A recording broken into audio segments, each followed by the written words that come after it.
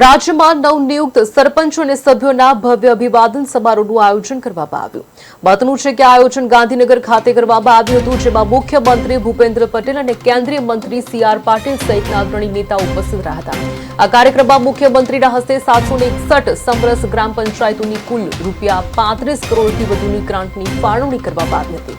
4 જુલાઈ શુક્રવારના રોજ મહાત્મા મંદિર ગાંધીનગર ખાતે નવા ચૂંટાયેલા સરપંચો અને સદસ્યોનું અભિવાદન કાર્યક્રમ ડભોઈ તાલુકાના લિંગસ્થળી ગામના સરપંચ તરીકે ચેતનકુમાર હરેન્દ્રકુમાર ઠાકોરનું સન્માન કરવામાં આવ્યું હતું, જેઓએ LLB અને LLM કરીને શિક્ષિત સરપંચ તરીકે શ્રેષ્ઠ ઉદાહરણ પૂરું પાડ્યું હતું.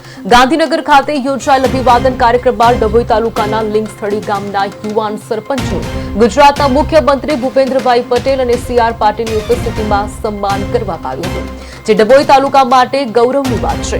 આ અંગે યુવા સરપંચ ચેતન ઠાકોરે સન્માન બદલ ગુજરાતના મુખ્યમંત્રીનો આભાર વ્યક્ત કર્યો હતો. સાથે જ સરપંચની ચૂંટણીમાં માર્ગદર્શક તેમજ સહકાર બદલ ડભોઈના ધારાસભ્ય શૈલેષભાઈ મહેતાનો પણ આભાર વ્યક્ત કર્યો હતો.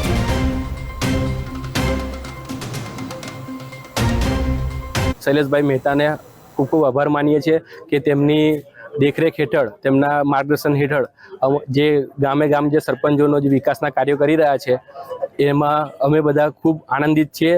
અમારા ગામમાં જે શિક્ષિત ઉમેદવાર તરીકે ચેતનભાઈની જે પસંદગી થઈ એનાથી આખા ગામમાં બહુ ખુશીનો માહોલ છે કે અત્યાર સુધીમાં અમારા આ તાલુકામાં પણ આવા કોઈ ઉમેદવારની પસંદગી થઈ નથી.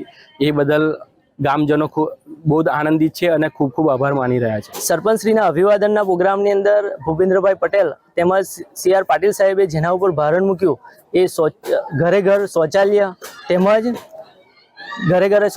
તેમજ સ્વચ્છતા અભિયાન તેમજ સિંચાઈ પદ્ધતિની જે ભારણ મૂકવામાં આવ્યું એ જ વાત હું મારા ગામના દરેક નાગરિકોને ઘરે ઘરે પહોંચાડીશ. તેમજ એ યોજનાઓ સરકાર તરફથી આવતી યોજનાઓ પહોંચાડીને હું ગામને વિકસિત તરફ લઈ જઈશ. અને આ મન સુધી મને જેને પહોંચાડ્યો તેવા ડભોઈના ધારાસભ્ય શ્રી શૈલેષભાઈ સોટાનો ખૂબ ખૂબ આભાર માનું છું.